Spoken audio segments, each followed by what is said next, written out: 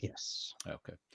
All right. Hello, Krishna. So great of you to join me today. Today we're lucky to have Krishna Pendakur, who's an economist at Simon Fraser University, join us to talk a little bit about your paper that you wrote with your brother, Ravi. And your paper is titled Aboriginal Income Disparity in Canada. And as you know, this class is about income, or if not just about income disparity, it's about racial inequality in general, and certainly income is one of the issues that we want to look into. So I'm wondering if you could tell us a little bit about the work that you and your brother did on this paper, and maybe walk us through some of the findings and maybe some of the background of the paper. Happy to do it. Nice to see you, Mike. Um, so my brother Ravi Pendakur, who's a professor of public policy at the University of Ottawa, and I have been working together on trying to measure and understand interethnic uh, disparities, labor market disparities in Canada and we've been working on this for about almost 3 decades. Three Uh, decades. Wow. Okay. yeah, so we started this work when I was in graduate school. Um, And at that time, we created the cleverly titled Color of Money paper, in which we essentially, my brother worked for the government of Canada at that time, and he was tasked by his overlords to um, to tell them, what does minority disparity look like in Canada? Because all they could find was data about the US. We, at that time in the early 1990s, we knew tons about how Black people had lower incomes than white people, a little bit about Hispanic people in the United States. Mhm. And they were having trouble seeing, well, what's the analogous kind of thing for Canada? And it turned out the reason they were having trouble finding it is because nothing was known. So Ravi and I wrote one of the first papers, and definitely the best titled paper on this question. Color of Money. Yeah, in the first draft was in like 1995, maybe.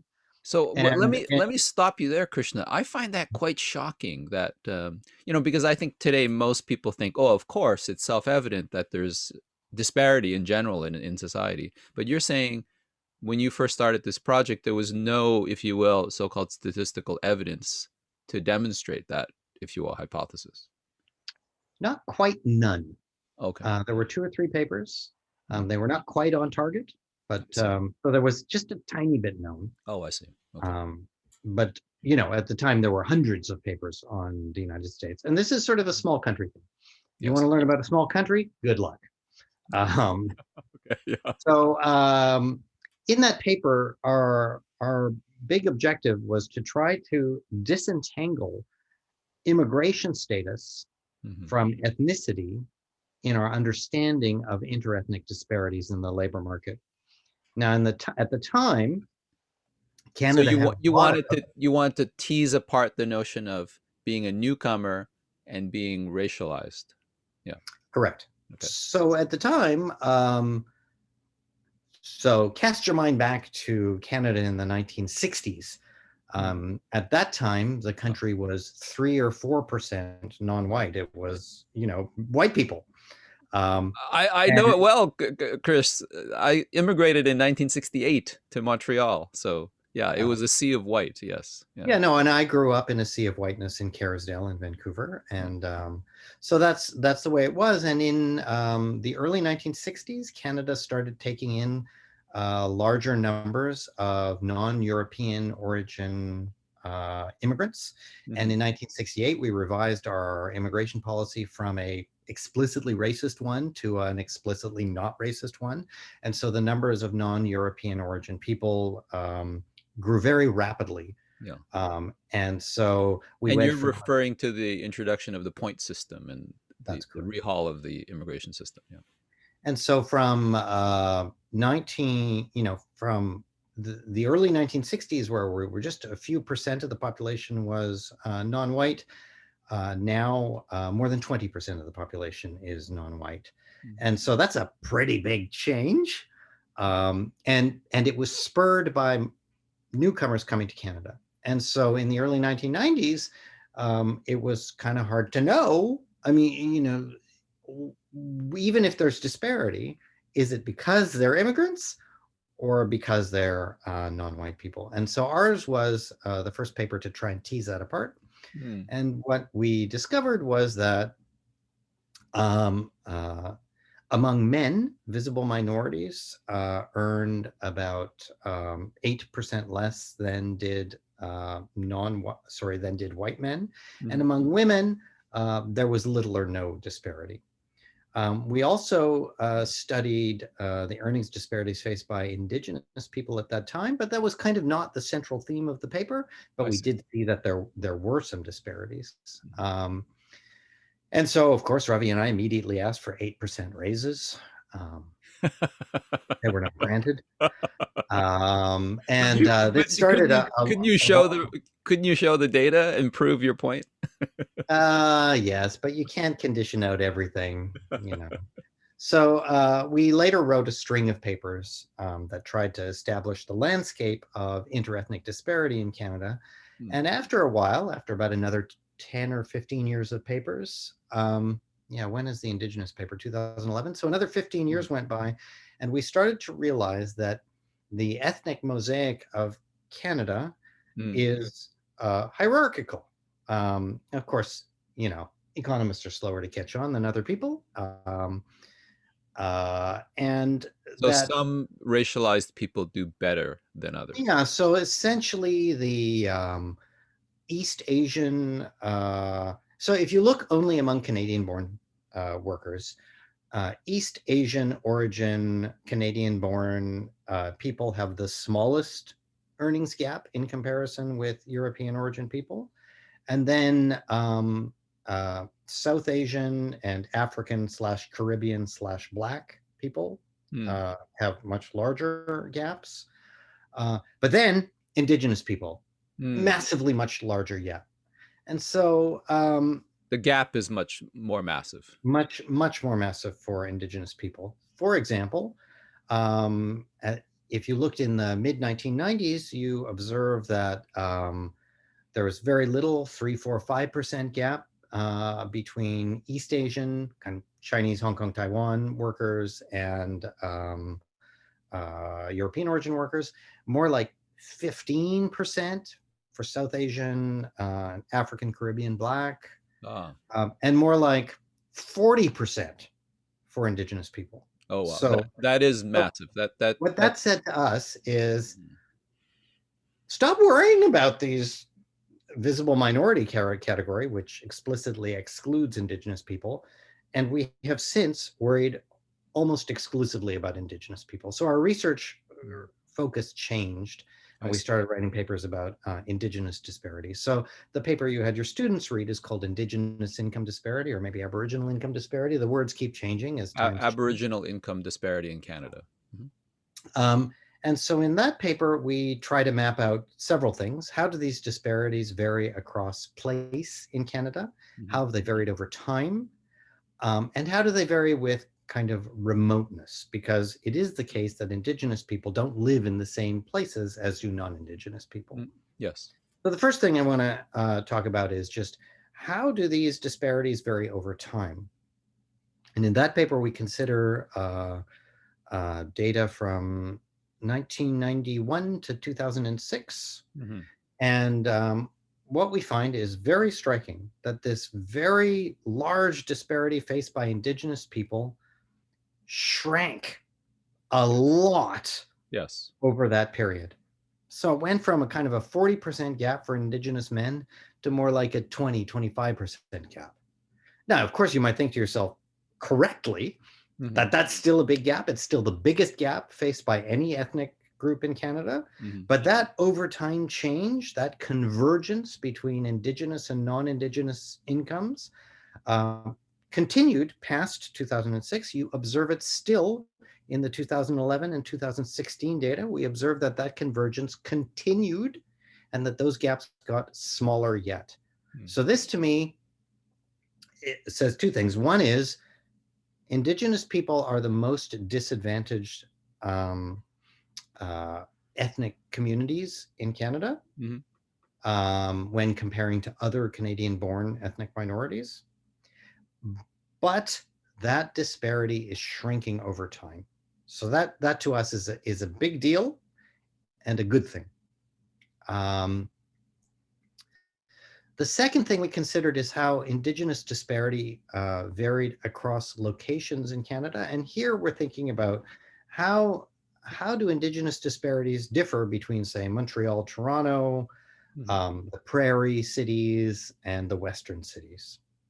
And what we found there is that Indigenous disparities are smallest in central Canada, which is to say, Indigenous incomes are closer to non-Indigenous incomes in central Canada than they are in the prairies and the West. The biggest disparities are to be found in the prairies, but they're also very large in places like Vancouver. And this was to us a bit weird, because the pattern across geographies for non-Indigenous visible minorities, like you and I, Yes, is exactly the opposite. For visible minorities, the income gaps are largest in Toronto and Montreal, and smallest in Vancouver, Victoria, Edmonton, Calgary. Oh, interesting. So for visible minorities, for non-Indigenous visible minorities, by which I mean non-white people who are non-Indigenous, Yeah, West is best. yeah. Although I And guess for Indigenous people, my the comment West is worse. about the difference between the West and the East is there's not, to say non-white people is a very kind of non-granular category, I guess. So suppose you want to granulate it Yeah. and ask, well, let's just look at South Asian people. Same story. Let's just look at Caribbean, African, Black people. Same story. Let's just look at East Asian. Same story. So I'm speaking in a gross category kind of way, but these results hold for more granular categorizations as well. So that's a So second finding. there's something going on in the West that's different. Yeah, and worse. Mm-hmm. And of course, there are legal structures in the West and the far north that differ from the legal structures in central and prairie Canada as regards Indigenous people. And the main thing that differs is that in central Canada, there were treaties, and out west, there weren't. And the reason there aren't historical treaties in British Columbia is that there was a court case in the 19th century that determined that the Indigenous people were not people, and you don't have to write treaties with people who aren't people. Well, with beings who aren't people. And so the treaty making process just halted in the West. And so that's why in the West you have modern treaties, which are new agreements between Indigenous people and the government of Canada. I guess you're referring to the Royal Proclamation of 1763, right? Where the king said you have to go and make treaties with people. Yeah. Right. But then it turned out that they didn't have to do so in British Columbia. Because of the new ruling because of a British Columbia ruling. That they weren't people. Yes. Yeah. And so so there is a difference in the legal history in British Columbia vis-a-vis the rest of Canada. So yeah, you have this variation across geography, where the biggest disparities for Indigenous people are in the prairies in the West. You have variation over time, where the overall disparity is declining over time. There is convergence between Indigenous and non-Indigenous incomes. And then the last thing I want to draw your attention to is that we often think that Indigenous disparity could be driven by Indigenous remoteness. About half of Indigenous people live in non-urban places, and urban places is where the money is. I mean, that's a shorthand for the modern world. And so then, well, just the fact that I've been talking about city level Indigenous disparity, Montreal, Toronto, Vancouver, Victoria, tells you that I'm already talking in a way that deals with remoteness. Because if you live in Montreal, you're not out in the hinterland. Well, this this is generally true. So if you try to consider indigenous people living in the biggest cities versus smaller places versus towns versus non-cities, you find that the disparity between their earnings and incomes and non-indigenous people um, is not so different between these different kinds of environment. Mhm. It's true, cities are richer, but the gap between indigenous people and non-indigenous people remains. I think in your paper you suggested that income disparity faced by Aboriginal people in remote areas might be exasperated by their remoteness, but it doesn't explain why, right? Yeah. Correct. Yeah. Yeah. Correct. So these So then pattern, that begs the question. So why does why why do they experience income well, disparity? so let me give you another usual culprit. Yeah. Um, it's well known that indigenous people have lower high school completion rates Mm, than non-indigenous people. yeah. And of course, we know that education is the key to economic success Hmm. um, in our economy. Yeah. Um, and so it's worth noting that everything I've said so far has been an apples to apples comparison of Mm, people with similar education levels. And so that means effectively, when I say in the 1990s, indigenous men earned 40% less than non-indigenous men. hmm. That means comparing people who have similar age and education, Yes. Apples to right? apples, as you say. Yeah. Apples to apples. Mm, And so when we think about, well, what's the role of the fact that indigenous people are young and indigenous people have lower high school completion rates, mm, those just make these disparities even bigger. hmm. They do not explain the disparities themselves because we observe big income disparities even within education categories. Yeah. So I think in your study you suggest that even those indigenous people who attain high levels of education, they still fail. They still face substantial earnings disparity, right? Yeah. Yes. Apples to apples in that Yeah. sense. Yeah.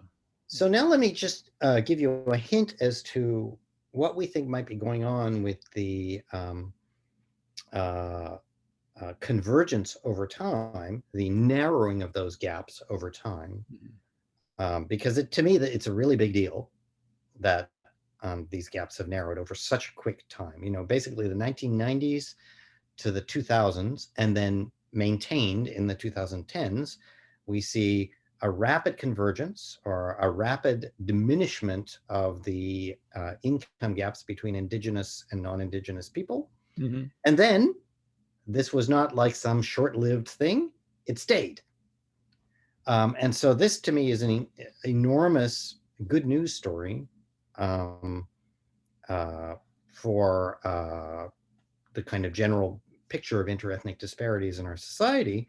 Um, and so you might ask, well, why? What's going on there? Yes. And one of the things I would turn your attention to is the fact that the governance of indigenous communities has changed very rapidly since Mm, the 1990s. I see.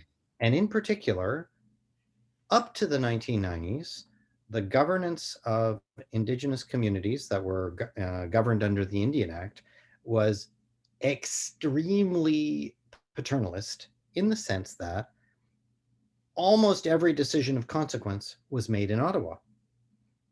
I So see. Hmm. you want to build a deck on your house, you need to get permission from your overlords in Ottawa. Hmm. You want to change the zoning of something, you Sure. need permission. I mean, until the 1970s, you Yeah. want to walk off the reserve, you need Yes. Sure. permission. And You so want to this, change the day for garbage pickup? You need permission. Yeah. and so in the 1990s, there were some, in the 1990s and 2000s, there were a set of legal changes that opened the door to indigenous communities bringing home decision-making power. That Mm, is localizing decision-making power for things like land use, commercial development, financial management, Yes. and this kind of thing. And these acts of parliament essentially allowed indigenous communities to opt out of sections of the Indian Act that they didn't want to be bound by. So those are things like the First Nations Land Management Act, the First Nations Financial Management Act, the First Nations Commercial and Industrial Development Act. These were acts of parliament that allowed First Nations that were functioning under the Indian Act to get out of Opt out. essentially sections of the Indian Act Mhm. and localize control. And I guess for students, that explains, for example, all the development in the Sawasan area that people probably are familiar In with. fact, it does not explain that Oh, because Sawasan were not covered by the Indian Act because they were never treated off. but they did sign the So, treaty. so that's another parallel process that Oh. started in the 1970s was the signing of treaties Mhm. for First Nations that had never been treated off, where there were Oh, no I see. historical I see. treaties. Yes, And those treaties I stand did a corrected. lot of Thank the you. same work. They localized control Yes. over decision making. And so the Tawasan have a Yeah. treaty, and there are a whole bunch of treaties in British Columbia, and there's treaty making going on right now. Mhm. But one of the things that's been discovered over the last 40 years of treaty making is that it's incredibly expensive. You need millions and millions of dollars worth of lawyers to get these treaties written. Yes. And And they take a lot of time. they take a lot of time, they take a lot of lawyers. And And actually, the sometimes slow. on the other side, the First Nations, like the Nishka, for example, who did have a successful treaty that was signed, sealed, and delivered, found on the other side of it that in making a treaty and getting an initial transfer of land and money from the feds, Hmm. a lot of that went to lawyers, and then they didn't have sufficient economic capacity to actually pay for the services that they localized control over. So 3D making has been a mixed bag, Mhm. um, but But that's I one think of the things that between changed. And between 3D making mhm. and the ability to get out of the Indian Act Mhm. or passages of the Indian Act, there's been a big movement towards local control of decision making in Indigenous communities that I think there's some evidence has been positive for those communities, has raised incomes, Mhm. has decreased inequality. Hmm. Um, So, that's about all I can say we know. so We know that. since the article we read was written in 2011, are you suggesting that that would be the major change over the last 10 years that has perhaps I guess let me rephrase the question. What's changed since 2011? Do these results still stand 10 years later? Um, yeah, so basically that convergence that happened between the 1990s and the 2000s stuck, I but see. there was not further progress really. Hmm. But it was a big gain over that period that held. And that you can see we have a nice graph in the back of our most recent paper on indigenous modern agreements I see. that just basically shows uh, that incomes converged Hmm. for that decade, 91 to 06 or so, and Yes. then stayed at a similar gap. So let me ask you this question then. So we now know from your study and others that there is an income disparity amongst First Nations people. And the question I would ask is this disparity systemic in the sense that now we know this term systemic racism, has been widely circulated, and we're trying to understand how we can have systems of inequality that are not Oh on, yeah, on the this face is of it, not. they're not overtly racist, but there is, if you will, a system of disparity. So I'm wondering if you could comment on that term, systemic Uh, racism, and would, if you will, analysis of your kind in terms of let's statistical analysis. Yeah. let me replace the phrase systemic racism Hmm. with a different phrase, multidimensional disparity. Ah, So okay. I've been talking about money. And money is an important part of living because we use money to get stuff. But money is not the only thing in living. Um, Two other kinds of disparities, other dimensions of disparities, are educational attainment Mm. um, and imprisonment. Mm. And I for see. both of those, we know that the educational attainment of Indigenous people is, well, they have, as I said, lower high school completion rates, but Mhm. also lower post-secondary completion rates, um, lower high school retention rates. So the Mm. probability of getting to grade 11, Mhm. apart from completing, is also lower. So lower educational attainment Mm. is evidence to me of well, that's another kind of disparity that's very important Mm. in real life. And we also know a lot about imprisonment. Indigenous people have about 6 or 7 times the incarceration rate of non-Indigenous people. Um, and incarceration is super bad for you. Mhm. They have lower life expectancies, which is another dimension. Health is another dimension Mhm. of living that really matters.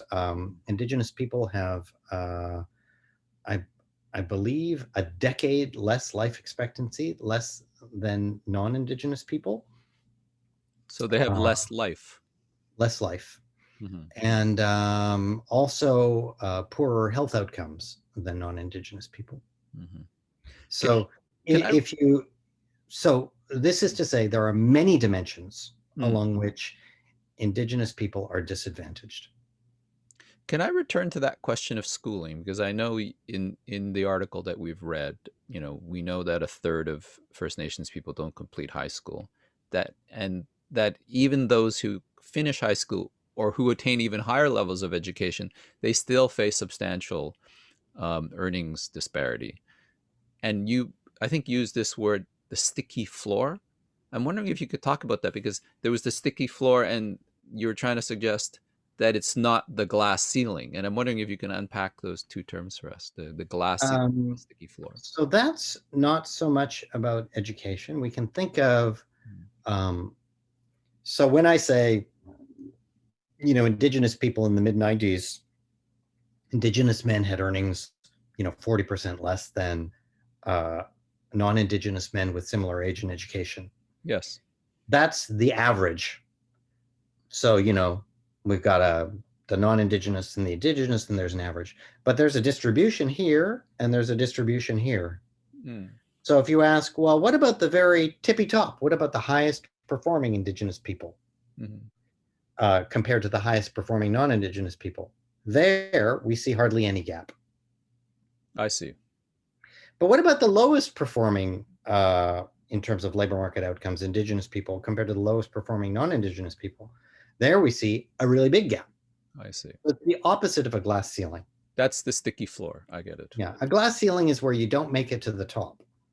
That's not what's going on here. A sticky floor is where you're overrepresented at the bottom. I get it. Mhm. Well, thank you for that clarification. That and not just um, n- not just a, if you will, an overrepresentation, but I think sticky floor also suggests some kind of, to use a metaphor, quicksand, right? That it there's actually, if you will, there's So a that factor that's actually pulling you down, right? There's an attraction. stickiness, Yeah. stickiness implies something about over time, Mm. right? The word stickiness makes you think you're at the bottom and you're going to be at the bottom next year too. We have no data on that. Oh, I see. So remove that implication of stickiness from your mind. Maybe don't even use that word. Because we Uh, have no. You're saying we have no data. Okay. Yeah. there's no data on the dynamics of this. Although But I guess we can imagine it, or we can speculate. We can theorize, I guess, you without mean without you the mean data. make stuff up? You can make. Okay. All right. So okay, we'll remove the sticky floor. Okay. So what's the I take? prefer overrepresented and underrepresented Sure. as the would be. Yeah. That those are more neutral terms. Yeah. So what's the major takeaway, I guess, for this study and the others that you've written since then? We know there's this severe income disparity. We know that some First Nations people perform better than others. We know there's differences between the East and the West. We know there's different, if you have factors happening in the prairie provinces, which are different than other provinces. We know BC has some exceptionalism in the sense of its treaties and or lack of treaties. What So what the what what could you say to kind of tie that all together? let me see if I can annoy some of your students. Okay, please, annoy away. Um, so in a world where indigenous people have life expectancies that are much shorter than non-indigenous people, where they're imprisoned at like 7 times the rate of non-indigenous people, where their high school completion rates are much lower than non-indigenous people, where their earnings are 20% lower than non-indigenous people. Yes. Those are macroaggressions. Mhm. And that package for a population that's 5% of the overall population and growing because they have higher birth rates than the rest of the population. Yes. This says to me, don't worry about the rest of the ethnic mosaic. It doesn't matter. What matters is that we live in a society that has systematically disadvantaged indigenous people much more than any other ethnic group, Hmm. and that you should spend your time worrying about any ethnic inequality, worrying about that. Mm. Don't worry about the microaggressions that face other groups, Mm. and Yes. it's just it's just not as important. The other discriminations or inequalities pale They're in comparison. smaller. Mhm. They're smaller. Let's worry about the most serious stuff first. Mm. And that's in fact what I've done in my research with Ravi. We have moved our attention to this population subgroup and ignored the rest. Mhm. The rest can take care of themselves. Well, I think we'll stop there and leave that annoying comment for our students to ponder. Thank you so much, Krishna. This is amazing. It really, I think we've read it, and it's a very dense article. If we're not familiar, if you will, with statistical analysis, so I think your unpacking and what you've offered today is really, really useful. So thank you so much for that. Uh, Happy to chat with you. Okay. All right. Have a great day. Thank you so much, Krishna. Ciao.